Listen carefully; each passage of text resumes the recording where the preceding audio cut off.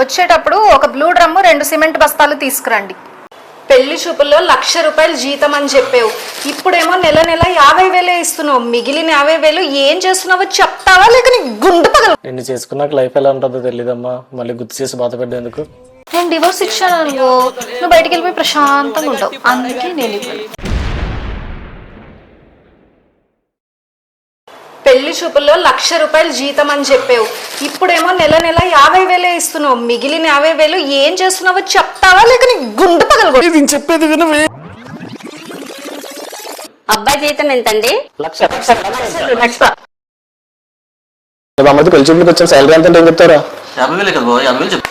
50,000 అంటే ఈ రోజుల్లో పిల్లలు ఎవరు ఇస్తున్నారు? 1,00,000 అని చెప్పు. 1,00,000 1000 అబద్ధాలు ఆడినా ఒక పెళ్లి చేయమన్నారు, మనం ఒక్క అబద్ధం ఆడుతున్నాం. ఏమైంది? ఏం కాదు. 1,00,000 రా బాబు.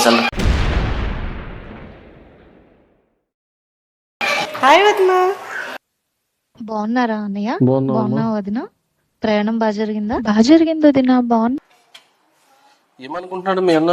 కనీసం ఒక మాట బాగున్నారా బావగారు అని అడగలేడా? ఏంటన్నయ్య, ఇందాక బావగారిని పలకరించలేదు, పాపం ఫీల్ అయ్యాడు ఆయన. నిన్ను చేసుకున్నాక లైఫ్ ఎలా ఉంటుందో తెలియదమ్మా, మళ్ళీ గుర్తు చేసి బాధపడ్డేందుకు.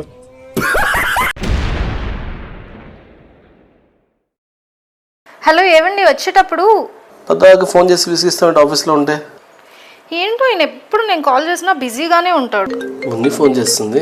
హలో భార్గవ్ గారు, ఫ్రీగా ఉన్నారా? ఖాళీగానే ఉన్నా, ఏం ప్రాబ్లం లేదు. అయినా నీకోసం ఉన్న పనులు పక్కన పెట్టలేనా ఏంటి? నాకేం కాదండి, మీ ఆవిడ కొంచెం మాట్లాడుతా అన్నారు, ఇదిగో ఇస్తున్నా.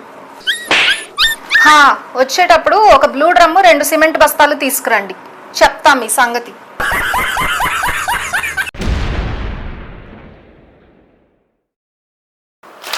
ఈ డివోర్స్ పేపర్ మీద సంతకం పెట్టావు. ఎందుకు? నేను పెట్టను. ఈ ఇల్లు మొత్తం నీ పేరు మీద రాసేస్తా. నువ్వు రాయకపోయినా అది నాదే. నెక్స్ట్. నా బ్యాంక్లో ఉన్న డబ్బులన్నీ నీకు ఇచ్చేస్తాను. నేను సంపాదించుకోగలను, నాకేం అక్కర్లేదు. నెక్స్ట్. పిల్లలు నా దగ్గరే పెట్టుకుంటాను. ఎలాగో స్కూల్ ఫీజులు నువ్వే కట్టాలి. నెక్స్ట్. ఏంటి నీ ప్రాబ్లం? ఎందుకు ఇవ్వనంటున్నాను? నేను డివోర్స్ ఇచ్చాను అనుకో, నువ్వు బయటికి వెళ్ళిపోయి ప్రశాంతంగా ఉంటావు. అందుకే నేను ఇవ్వను.